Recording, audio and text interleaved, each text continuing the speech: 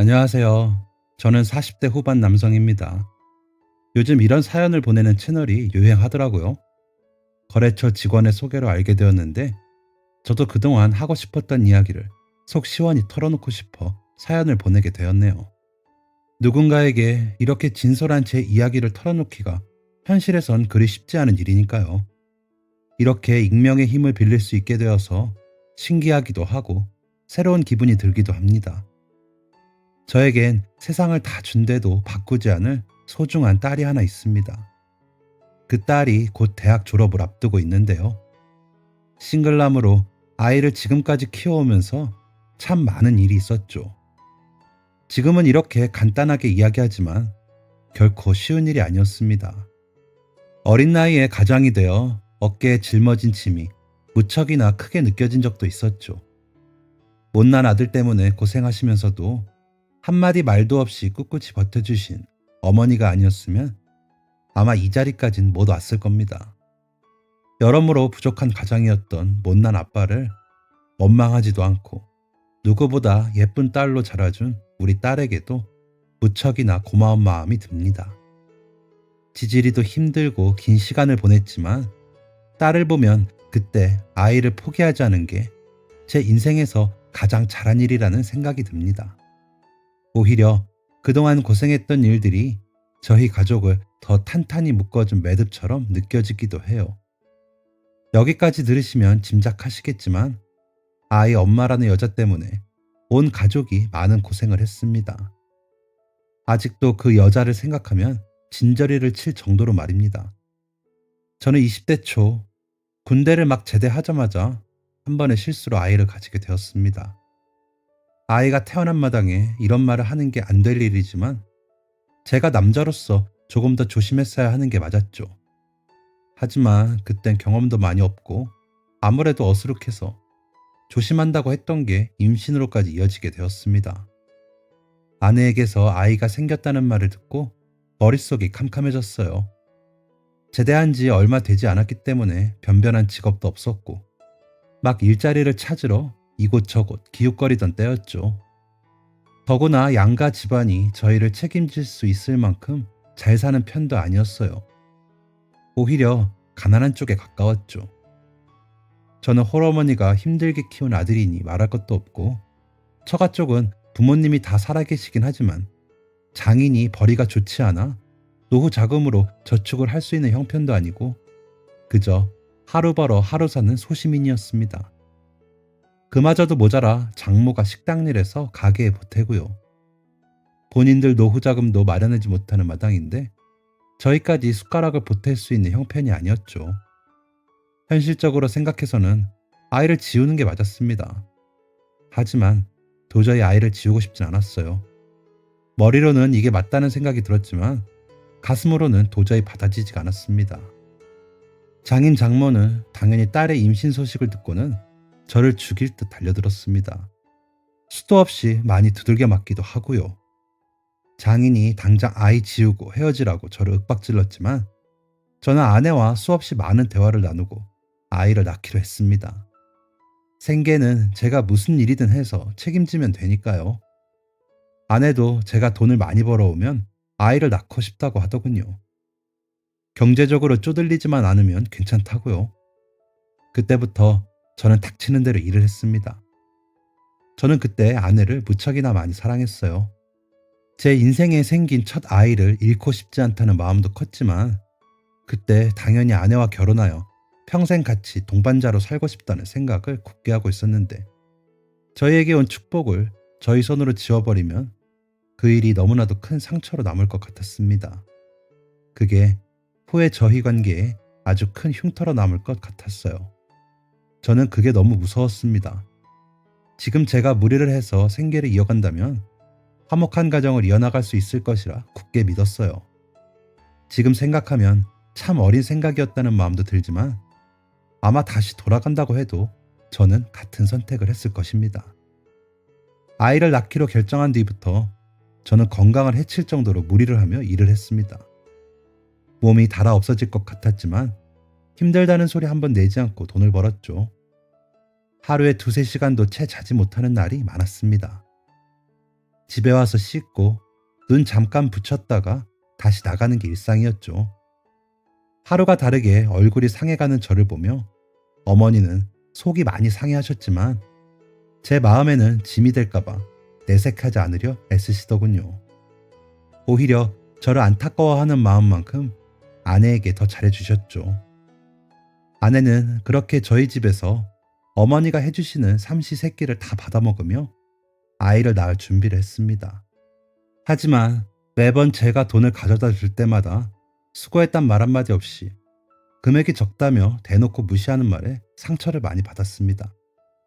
연애를 할 때는 아내가 그렇게 속물인 줄 몰랐는데 결혼을 하자 아내의 태도가 급속도로 바뀌더군요.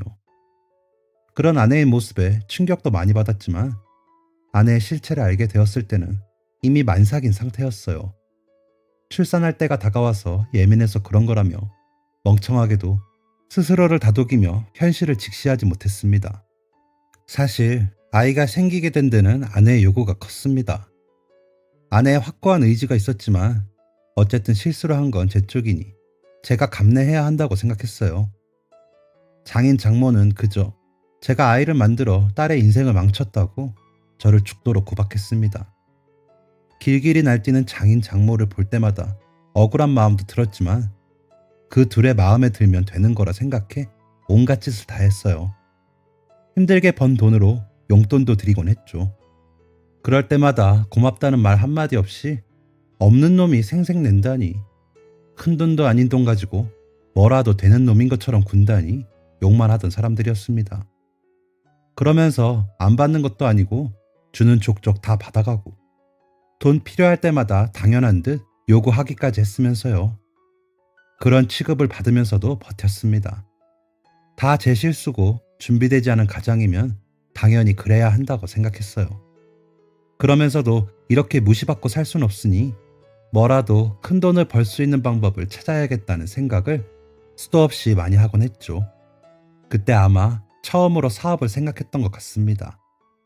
언젠가 꼭 성공하겠다는 다짐을 하루에도 수백 번 하며 버텼지만 도저히 못 버티겠다는 생각이 든 적도 많았습니다.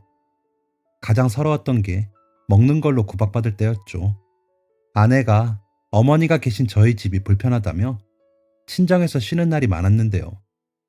그럴 때면 저도 친정으로 방문해 친정 집안일도 다 돕고 자는 시간 쪼개서 아내 수발도 들곤 했어요. 그런데 장인 장모는 아내에게는 몸보신해야 한다며 좋은 음식 해주고 퇴근하고 녹초가 된 저에게 이거 사와라 저거 사와라 난리를 쳤습니다. 조금이라도 품질이 떨어지는 걸 사가면 욕을 바가지로 했기 때문에 항상 갈 때마다 가장 좋은 식재료들만 사서 갔죠. 그런데 제가 사온 비싼 식재료들로는 자기들끼리 신나서 밥을 먹고 저에게는 라면도 아깝다며 사발면에 물 부어서 주는 것 아닙니까? 그것도 그 컵라면 하나 주는 것도 아까워 미치겠다는 표정을 지으면서요. 자기들끼리는 제가 사온 1등급 한우를 먹으며 하하호호 하고 있는데 저는 그 사람들 먹는 고기 다 구워주고 달랑 사발면 한 그릇 얻어먹자니 화도 나고 서러워서 모욕감에 손이 부들부들 떨리더군요. 라면이 코로 들어가는지 입으로 들어가는지도 모를 정도였지만 꼭 참고 먹었습니다. 저 하나만 참으면 된다고 생각했어요. 지금 생각해보면 저는 그런 대접받고 있는데 아무렇지도 않게 장인 장모와 웃으며 떠들던 아내 생각에 진저리가 쳐지지만요. 아무튼 그런 고생을 하면서 아이가 태어날 때까지 버텼습니다. 이게 맞는 건가 하는 생각도 들고 너무 고된 노동에 이러다 아이가 태어나기 전에 과로로 죽는 게 아닐까 하는 걱정도 들었지만 막상 아이가 태어나서 처음으로 얼굴을 보니 그간의 고생이 씻겨 내려간 듯 다 잊혀지더군요. 이 아이를 위해서라면 앞으로 어떤 고통이 와도 다 감내할 수 있을 것만 같았습니다. 일하러 가는 것도 이전까지는 피곤함에 절어 꾸역꾸역 갔는데 아이 얼굴을 보니 얼른 돈 모아서 우리 아이 더 좋은 거 살게 해주고 더 맛있는 건 먹이고 좋은 것만 줘야겠다는 생각에 희망에 가득 차서 출근하게 되더라고요. 퇴근길도 발에 날개가 달린 듯 마냥 가볍기만 했습니다. 하지만 아내는 저와 생각이 달랐던 것 같습니다. 아이가 태어나자마자 저는 빚을 내서 아내에게 초호와 산후조리를 시켜줬습니다. 당연히 저희 형편에 어울리지도 않는 초호화 시설이었기 때문에 아내와 같이 시설을 쓰는 산모들은 저희와 형편이 다른 부잣집 사모님이 대부분이었어요. 산모는 물론이고 시설에 방문하는 산모의 남편들, 방문객들 모두 제가 봐도 다른 세계에 있나 싶을 정도로 멋진 외제차를 끌고 온갖 명품 브랜드들로 치장을 하고 있더라고요. 매일 눈 뜨면 그런 사람들을 보니 녹초가 된 채 꾀지지하게 조리원에 오는 제가 부끄러웠나 봐요. 어느 날 아내가 저에게 조리원에 드나들지 말라고 하더군요. 너무나도 당당하고 뻔뻔한 그 태도에 솔직히 얼마 남아있지도 않은 정이 뚝 떨어졌습니다. 출산 후 예민한 마음에 그럴 수도 있다고 애써 생각해보려 했지만 잘 안 되더군요. 그 뒤로는 그냥 정말 아이가 보고 싶을 때 몰래 가서 아이 얼굴만 보고 왔습니다. 조금이라도 남는 시간 쪼개서 일을 더 해야만 무시당하지 않고 살 수 있겠다 생각했거든요. 그렇게 묵묵히 일만 하며 잘 살게 되면 더 이상 서러운 일이 없을 거라 생각했는데 제 생각과 노력은 얼마 지나지도 않아 산산조각 나게 되었어요. 출산 후에도 친정을 자주 오고 가던 아내가 어린 시절부터 알았다는 남자와 불륜을 저지른 게 발각되었기 때문입니다. 심지어 상대도 아내처럼 가정이 있고 아이도 있는 유부남이었어요. 발에 불이 나도록 거래처를 방문하면서 일하던 중에 낯선 남자와 차를 타고 거리를 누비고 있는 아내를 발견했을 때는 뒤통수가 얼얼하고 아무 생각도 나지 않았습니다. 내가 잘못 봤겠지 생각했지만 집에 가보니 아니나 다를까 친정에서 자고 온다며 아이를 어머니께 맡기고 아침 일찍부터 집을 나갔다고 하더군요. 그대로 처가를 찾아갔습니다. 부르지도 않은 불청객인 채가 처가에 다짜고짜 들어가니 장인 장모가 욕을 하며 저를 내쫓으려고 했지만 꿋꿋이 버텼습니다. 역시나 아내는 처가에 없었고 제가 장인 장모와 실랑이를 하는 도중에 아침에 본 그 차림새로 들어오더군요. 한 아이의 엄마라고는 믿겨지지 않는 모습이었습니다. 그 꼴을 하고도 저를 보자마자 오히려 떳떳하고 당당한 태도로 여기가 어디라고 함부로 찾아오냐며 소리를 지르는데 머릿속에서 이성의 끈이 마침내 또 끊기는 게 느껴졌습니다.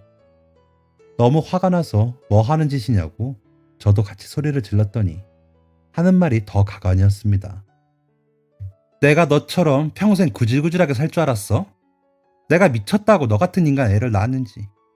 돈도 없고 지질이 가난하고 명품 하나 못 사주는 남자랑 평생 살 생각하니까 지겨워 죽겠어. 네 새끼 데리고 내 인생에서 꺼져 그냥. 결국 끝까지 돈 타령을 하는데 온몸이 분노로 활활 타는 듯 했습니다. 여태까지 제가 대출까지 받아가면서 시켜줬던 호화로운 생활들, 뼈가 부서져라 일했던 수고가 그 한마디에 모두 물거품이 되더군요.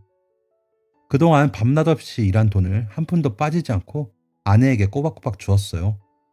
돈 줄 때는 자기들끼리 한우도 사 먹고 살림살이도 바꾸고 난리를 피우다가 다 쓰자마자 입 싹 닫고는 제가 가난해서 더 이상 같이 못 살겠고 아이도 버리겠다는 무책임한 말을 함부로 하는 아내에게 마음속 깊은 곳에서 증오심이 생기더군요. 심지어 장인과 장모는 아내가 가정이 있는 남자와 불륜을 저질러 그 남자의 가정도 무너뜨리고 있는데도 아내를 두둔하고 들었습니다. 저처럼 없는 집안에 아무것도 가진 것 없는 빈털터리보다는 그 남자가 훨씬 낫다고 더 이상 자기 딸 인생 망치지 말라며 소리를 지르는 장인과 장모를 보자 그동안 제가 정말 순수하게도 살았다는 생각이 들었습니다. 도저히 그 사람들을 인간이라고 생각할 수가 없었어요. 이가 바득바득 갈리더군요. 알겠습니다. 저도 당신들 딸 같은 여자랑 두 번 다시는 상종하고 싶지도 않네요. 당연히 당신들도요. 마지막으로 부탁드리는데 저는 우리 딸 하영이에게 당신들 딸 같은 여자와 엮이게 하고 싶지 않네요. 유부남이랑 바람난 여자가 하영이와 가까이 있다는 생각만 해도 끔찍합니다. 다시는 하영이 볼 생각하지 마세요. 저는 이렇게 인간 취급도 못 받은 거 다 참을 수 있지만 우리 딸한테 혹시라도 접근하면 그땐 제가 가만히 안 있을 겁니다. 욕이라도 퍼붓고 나오고 싶었지만 똑같은 인간이 되기 싫어 참았습니다. 당연히 장인 장모와 아내라는 인간들은 제가 이렇게만 말해도 길길이 날뛰면서 소리를 질렀지만요. 저도 같이 욕하고 소리 지르기엔 집에 가서 하영이를 보기에 부끄러울 것 같았습니다.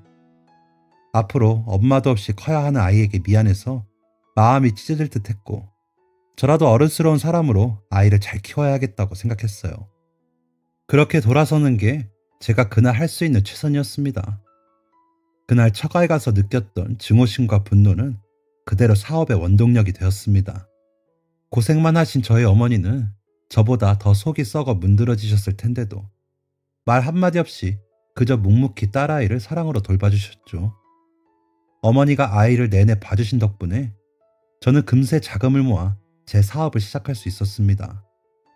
이전에는 조금 더 일을 하다가 자금을 좀 더 불려서 사업을 할 계획이었지만 상황이 이렇게 되니 더 이상 기다리고 있을 여유가 없더군요. 일단 맨 땅에 헤딩이라도 하는 마음으로 일을 벌렸습니다. 처음에는 무척이나 힘들고 일에 물꼬가 트일 기세가 보이지 않았어요. 그럼에도 굴하지 않고 낮에는 온갖 곳을 돌아다니며 거래를 트고 밤에는 대리운전을 해서 자본을 마련했습니다. 처음에는 당연히 사업이 잘 흘러가지 않았고 처가에 대한 분노와 증오심에 마음이 조급하기만 했습니다. 하지만 너무나도 예쁜 딸아이에게 받는 위로와 사랑이 커지자 아이를 위해서 노력한다는 생각으로 바뀌기 시작했습니다. 자잘한 거래들만 성사시키면서 조급하던 마음도, 일이 잘 들어오지 않아 애처로웠던 빈 시간들도 아이와 함께 보내니 점점 안정이 되며 여유롭게 일을 처리할 수 있게 되었어요. 무엇보다 가정에서 어머니와 아이와 오붓하게 보내는 그 시간이 그 어느 때보다 행복했습니다. 아내는 이런 사랑을 느끼지 못한다는 게 가장 큰 복수가 아닐까 생각하며 마음을 달래곤 했어요. 그러다 아이가 초등학교에 갈 때쯤 어느 정도 경력도 생기고 회사의 규모도 안정되어 가면서 이전까지 기대할 수 없었던 큰 거래가 성사되었습니다. 그 기회를 놓치지 않고 실수 없이 꼼꼼하게 일을 처리하고 나니 마침내 물꼬가 트여 순식간에 회사가 잘 운영되기 시작하더군요. 힘들었던 시간이 길었던 만큼 여러 가지 노하우가 생겨 갑작스럽게 회사가 잘 되었어도 전혀 혼란에 빠지지 않고 해결할 수 있었어요. 제 개인의 재산을 불리기보다 인적 자원을 뽑아 회사에 투자하겠다는 마음으로 하나둘씩 뽑았던 직원들도 회사의 성장에 큰 몫을 해주었습니다. 마침내 변두리 동네 단칸방에서 시작한 사무실이 중심 상업지구로 이전해갔고, 아이가 중학교에 들어갈 때엔 저희 집도 넓은 부촌의 아파트로 이사할 수 있게 되었습니다. 아내가 떠날 때 손바닥만한 방이 하나 달려있는 연립 빌라에서 살았는데, 이렇게 좋은 집에 살게 되니 그동안 처가 식구들에게 당했던 서러움이 생각나 울컥하더군요.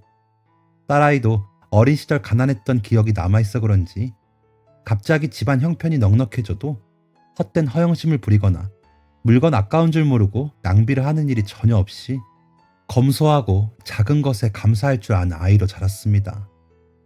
평생을 검소하게 사셨던 어머니의 가르침 덕분이었죠.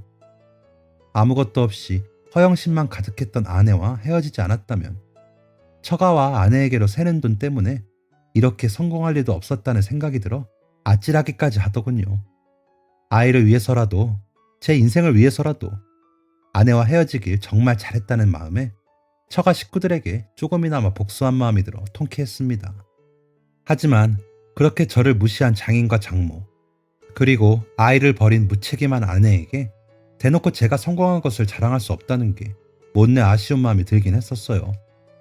제가 느꼈던 서러움을 되돌려줄 수만 있다면 속이 다 시원할 텐데, 그저 그 사람들이 평생에 경험하지 못했던 일들을 저희 식구가 누릴 수 있다는 것만으로 됐다고 스스로를 다독였습니다.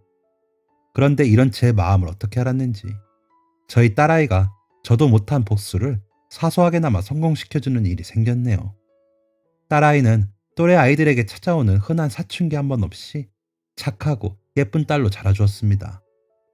제가 사람 보는 눈이 부족했던 탓에 엄마의 사랑 한번 느껴보지 못했던 아이가 얼마나 힘들었을까 생각하면 마음이 아프기만 했어요.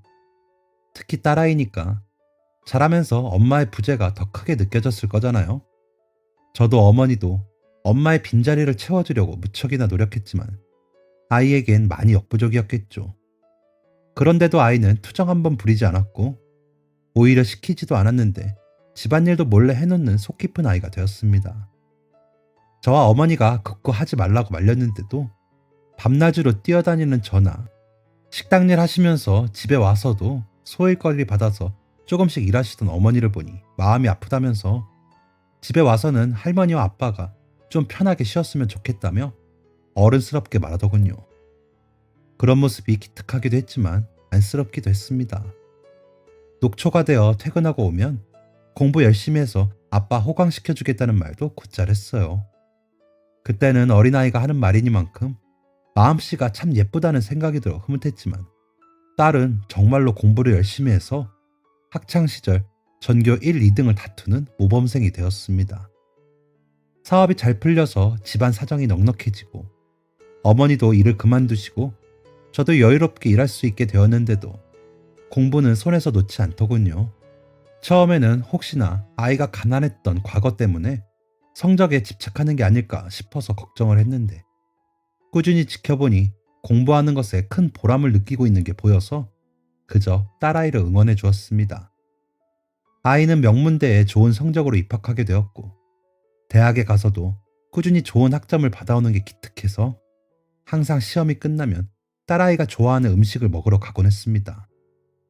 그날도 기말고사가 끝나 딸아이가 좋아하는 한식당에 가는 길이었어요. 아이가 그동안 시험 준비를 하느라 잠을 잘 못 자서 기운 좀 보충해 주려고 저녁에 외식을 하기로 했죠.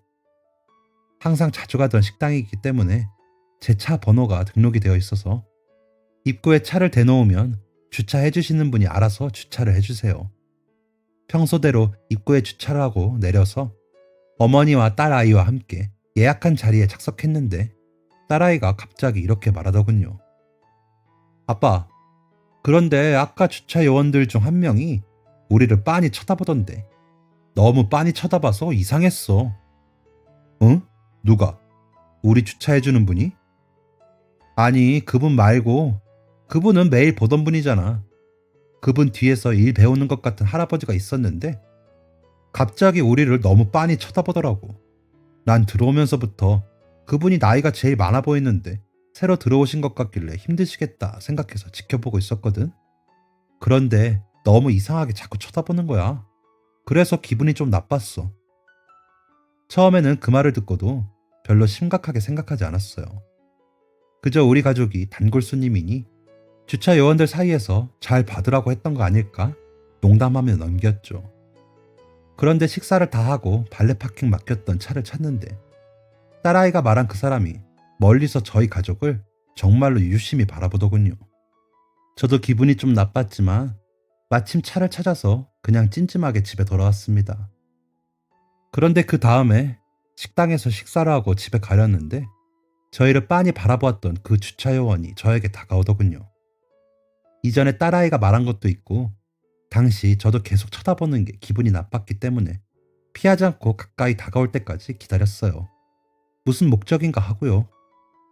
그런데 주차 요원이 다짜고짜 저에게 악수를 청하며 친한 척을 하는 거예요. 아이고, 이런 데서 다 만나네. 너무 달라져서 자네가 아닌가 했는데 다시 보니 영락없이 자네잖아. 그동안 잘 지냈나 보네. 그 나이 때 사람들과 인연이 있었던 적이 없는데 누구길래 이렇게 아는 척하나 해서 의아하게 쳐다봤어요. 그런데 한참을 쳐다보니 글쎄 그 주차 요원이 제 장인이더군요.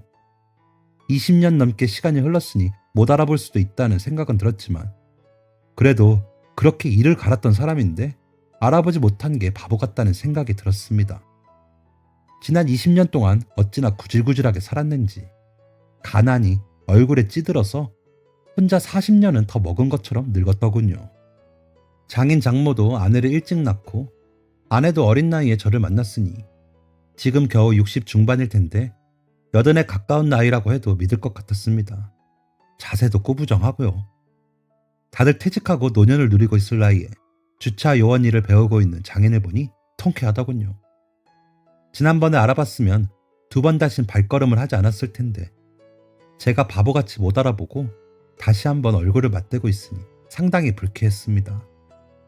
불쾌한 표정으로 장인이 건넨 악수를 무시하니 뒤에 서 있던 제 딸에게 다가가서 대화를 붙이더군요. 아이고, 하영인가? 많이 컸네. 아가씨가 다 됐구만. 장인이 저뿐만 아니라 딸에게도 아는 척을 하니 딸이 겁먹은 얼굴로 저를 바라보았습니다. 딸의 겁먹은 모습에 화가 난 저는 딸 앞을 가로막고 장인이 더 이상 딸에게 다가가지 못하게 했어요. 그때 당신, 내가 당신 딸이랑 헤어질 때 다시는 우리 딸 앞에 나타나지 말라고 하지 않았나?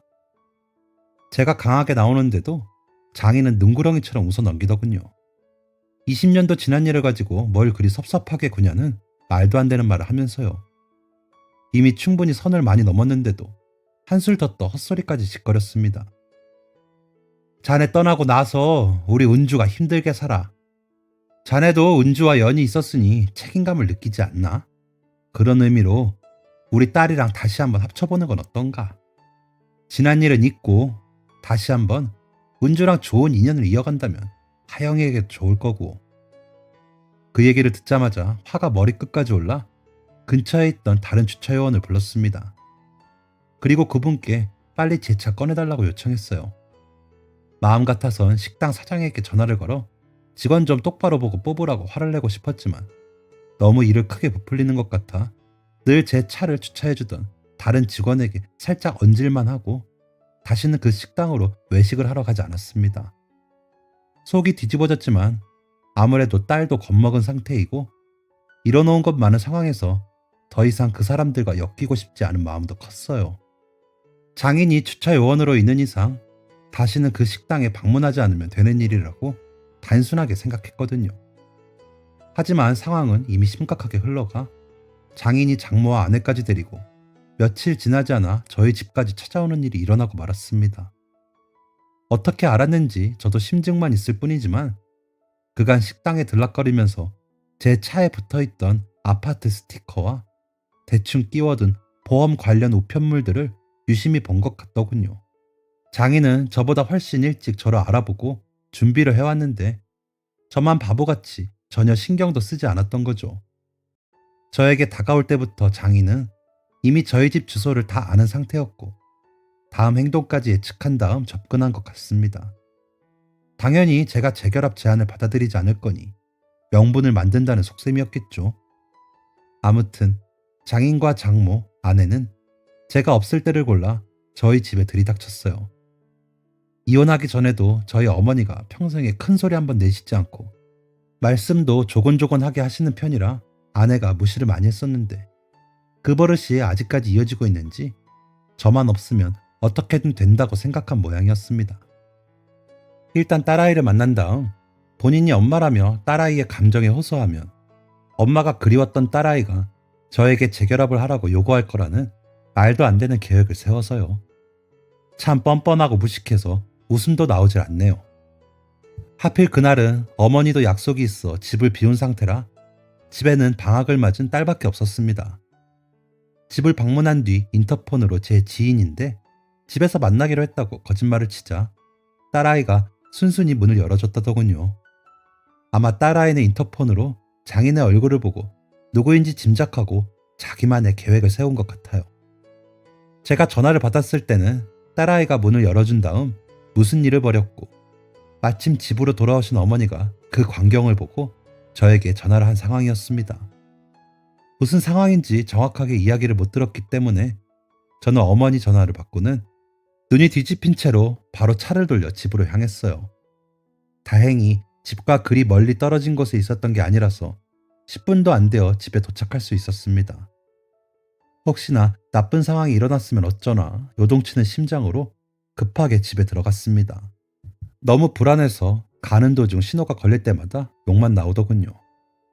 일단 전화를 끊자마자 경찰을 부르고 재빨리 집에 가보니 어머니가 지르는 소리가 아파트 복도까지 울려 퍼졌습니다. 단 한 번도 큰 소리를 낸 적이 없으신 어머니라 큰일 났다 싶어 황급히 문을 여니 장인과 장모, 아내가 거실 한복판에서 어머니와 싸우고 있었습니다. 식탁에는 집에서 키우는 강아지 사료가 밥그릇 3개에 담겨 있고요. 일단 딸아이와 어머니가 멀쩡한 걸 확인하자 안도감이 몰아치면서 걷잡을 수 없이 화가 나기 시작했어요. 당장 장인의 멱살을 잡고 뭐하는 짓이냐고 윽박질렀습니다. 장인이 멱살 잡힌 상태에서도 제 딸의 손가락으로 가리키며 삿대질을 하더군요. 어떻게 키우면 애가 저렇게 싸가지가 없이 크냐면서요. 그 말에 저희 어머니가 꽥 소리를 질렀습니다. 네 딸년보다는 우리 하영이가 훨씬 잘 자랐다. 어디서 되먹지도 않은 딸년 데리고 와서 사기 행각을 벌이려고 해? 여기가 어디라고 와? 인간도 안 되는 것들 우리 하영이가 잘 알아보고 대우해줬구만. 뭐? 니들은 여기 있는 개사료도 아까워. 우리 아들한테 그따위로 대접할 땐 언제고 제대로 대접해주니까 은혜도 모르고 소리를 질러? 무슨 상황인지 물어볼 여유도 없이 일단 장인과 장모 아내를 현관까지 내쫓았습니다. 끝까지 나가지 않으려 하길래 경찰 불렀다고 당신들 발로 나갈 건지 아니면 경찰서 가서 조사받을 건지 정하라고 했더니 아내가 울더군요. 자기 딸 만나러 오는 건데 뭐가 잘못됐냐면서요. 온갖 불쌍한 척을 하며 아이에게 엄마가 많이 보고 싶었다나 뭐라나 말도 안 되는 이야기를 하니 아이가 코웃음을 쳤습니다. 아줌마 누구야? 나 엄마 없는데. 당신 같은 여자가 내 엄마라고? 격 떨어지게. 제발 말도 안 되는 헛소리 그만 좀 해. 아이가 표정 하나 안 변하고 이렇게 말하자 장인 장모가 얼굴이 시뻘개지는 게 참 볼만했습니다. 결국 끝까지 나가지 않고 난리를 부리다 경찰이 와서야 상황이 정리됐네요. 바로 아는 변호사에게 연락을 해서 상담을 받아보니 집안에 있던 아이가 문을 열어줬다고 해도 집 주인인 제가 퇴거를 요청했는데 나가지 않고 버텼기 때문에 퇴거 불응죄를 물을 수 있다고 하더군요. 그 변호사와 함께 지금 법적 조치를 취하고 있습니다. 현관에서는 그렇게 소리소리 지르며 난리를 치던 사람들이 돈 얘기 나오니 입을 다물고 잘못했다며 바로 태도를 바꿔서 싹싹 빌고 있지만 그 사람들 실체를 제가 누구보다 잘 아는데 그런 거짓말에 속아 넘어갈 리가 있겠습니까? 처음부터 저희 집에 올 생각을 말았어야죠. 무슨 일이 있어도 끝까지 밀어붙여 죄를 물을 생각입니다. 사건 이후로 집 주소가 밝혀졌다는 게 찝찝해서 접근 금지 신청도 알아보고 있습니다. 혹시 모를 후회 상황을 대처하려고요. 아파트 경비가 3원만 편이라 누군가 열어주지 않으면 외부인이 들어올 수 없고 이날은 딸아이가 문을 열어줬기 때문에 집 안에 들어올 수 있었던 거지만 얼마나 비열한 사람들인지 잘 아는 만큼 많은 대비를 하려고 합니다. 혹시 몰라 아파트 경비실에도 처가 사람들의 인상착의를 설명하고 사진도 보여드렸고요. 다만 사건과는 별개로 아이가 그들이 누군지 알면서도 문을 열어준 이유가 마음에 걸렸습니다. 여태까지 아이가 가끔 엄마의 존재를 궁금해하면 숨기는 것 없이 솔직히 대답해왔고 저번에 식당에서 장인을 만나고 나서도 저 사람이 장인이라고도 알려주었어요. 괜히 속이고 숨겼다가 아이가 더 상처받는 일이 없었으면 해서요. 그런데 그 이야기를 다 듣고도 문을 열어줬다는 게 혹시 저에게 말 못할 생각이 있는 건 아닐까 해서 그날 저녁에 아이와 많은 대화를 나눴습니다. 혹시 엄마가 궁금하거나 그리운 거면 솔직하게 말해달라고요. 제가 이렇게 말하자 아이도 두 눈을 동그랗게 뜨고 부정하더군요. 자기는 할머니도 있고 아빠도 있는데 자기 버리고 간 무책임한 엄마가 왜 보고 싶냐고 했어요. 나는 그냥 그 여자랑 할아버지가 아빠한테 그렇게 못되게 군 게 너무 마음이 아팠어. 그때 식당에서 만났을 때도 아빠가 한마디 하고 싶었는데 뒤에 내가 있어서 참는 게 보이더라고. 그래서 내가 어리니까 생각 없는 척하고 속 시원하게 뭐라도 하고 싶었어. 무슨 짓 해도 아빠보다는 내가 하는 게 더 나을 거 아니야. 아빠는 날 위해 그렇게 고생해왔는데 나도 그 사람들한테 뭔가 복수라도 하고 싶어서. 그때 라면도 아깝다고 했다며 그 할아버지가. 그런 인간한테는 개사료도 아깝지. 장인과 장모 아내가 처음 집에 와서 인터폰을 누를 때 제 지인이라며 거짓말을 쳤지만 아이는 장인의 얼굴을 보고 무슨 상황인지 알아차렸다고 합니다. 마침 어머니도 나가서 없었고 복수를 하려면 지금이 기회라는 생각에 문을 열어줬는데 아내라는 여자가 오자마자 딸을 보고 사랑한다느니 보고 싶었다느니 가식적인 말을 잔뜩 쏟아내며 껴안고 제 욕을 하면서 엄마랑 같이 행복하게 살자고 했대요. 그러면서 제가 가정폭력을 일삼고 바람을 펴서 이혼을 하게 되었고 제 쪽에서 아이를 보는 걸 막아서 여태까지 만나지 못했다는 거짓말까지 했다고 합니다. 그 이야기를 들으니 숨기지 않고 모든 걸 아이에게 털어놓은 게 잘한 일이었다는 생각이 들더군요. 아이는 묵묵히 그 이야기를 다 듣고 나서는 오는데 힘들었을 텐데 밥이나 먹으라며 장인과 장모 아내를 식탁에 앉히고 그 자리에서 밥그릇에 게사료를 부어 수저도 없이 대접했다고 해요. 아이가 형제도 없고 외로울까봐 이 집으로 이사 오면서 강아지를 키웠거든요. 그런데 그 대접을 하자마자 장인과 장모가 얼굴이 시뻘개져서 세상에 있는 욕 없는 욕을 다 했다고 해요. 아이는 아무렇지도 않은 표정으로 우리 아빠한테는 사람 취급도 안 해주고 아직까지도 거짓말로 아빠를 괴롭히면서 인간 같지도 않은 인간들에게 게사료라도 주는 걸 감사히 여기라며 우리 강아지 밥을 나눠줘서 강아지한테 미안할 뿐이라고 말했더니 글쎄 아이에게 손을 올리려고 했답니다. 그때 마침 어머니가 집으로 돌아와 소리를 지르면서 장인과 장모를 맞고 식탁에서 끄집어내 거실까지 밀어냈고 곧 제가 와서 다행히 큰일이 나지 않았다고요. 아이에게 자세한 이야기를 듣고 나니 저와 어머니가 조금만 늦었어도 무슨 일이 났을지 생각만 해도 아찔하더군요. 아이가 괜히 저 때문에 위험을 감수한 것만 같아 마음이 아팠습니다. 앞으로는 아빠의 일은 아빠가 알아서 할 테니 절대 그 사람들과 마주치지 말라고 신신당부를 했어요. 아이도 알겠다고 말하더군요. 그래도 아빠한테도 누구에게도 지지 않는 아빠 편이 있다는 걸 그 사람들한테 보여주고 싶었어. 그 사람들도 똘똘 뭉쳐서 아빠를 괴롭히는데 나랑 할머니도 한 번쯤은 그랬으면 좋겠어서 할머니랑 아빠랑 같이 그 사람들이랑 싸우면서 속 시원하기도 했어. 나는 정말로 그 여자가 날 낳았다는 게 싫어. 나한테 엄마는 아빠랑 할머니야. 그러니까 아빠도 그런 거 물어보면서 마음 아파하지 않았으면 좋겠어. 아이가 수줍게 그렇게 말하는데 그 마음이 참 고마워서 눈물이 핑 돌았습니다. 결과야 어찌되었든 제 마음까지 생각해서 저 대신 조금이나마 복수하고 싶었다는 딸아이의 마음이 참 고맙더군요. 요즘은 시간을 더 쪼개어 딸과 더 많은 시간을 보내려고 노력하고 있습니다. 어머니도 많이 놀라신 것 같아 맛있는 것도 많이 드시게 하고 좋은 데도 많이 놀러가고 있어요. 못난 아들 때문에 계속 고생만 하시는 것 같아 마음이 좋지 않은데 딸아이가 제가 없을 때 제 몫까지 어머니께 효도를 하고 있어 기특합니다. 아내라는 여자는 아이를 이용하여 힘들게 지켜온 저희 가족을 다시 한번 파탄 내려는 속셈이었겠지만 저희 가족은 오히려 그 일 이후로 더 돈독하고 화목한 가족이 되었네요. 사연을 쓰면서 그동안의 삶을 다시 한번 돌아보게 되었습니다. 20년 전 겪었던 서름과 늦게 성공하면서 겪었던 고생이 주마등처럼 흘러가네요. 참 길고 고된 시간이었던 것 같습니다. 하지만 누구보다 예쁜 제 딸이 든든한 제 편이 되어주었고 그 어떤 시련에도 무너지지 않는 끈끈한 가족이 되어서 지금 저는 그 누구보다 행복한 가장이라는 생각이 듭니다. 아마 다시 그때로 돌아가게 된다고 해도 그 모든 고생을 감내하면서도 저는 딸아이를 세상에 태어나게 할 것 같아요. 제 인생에서 가장 잘한 일은 사업에 성공한 일도 예전에는 생각도 하지 못했던 부를 축적한 일도 아닌 딸아이를 태어나게 한 일이니까요.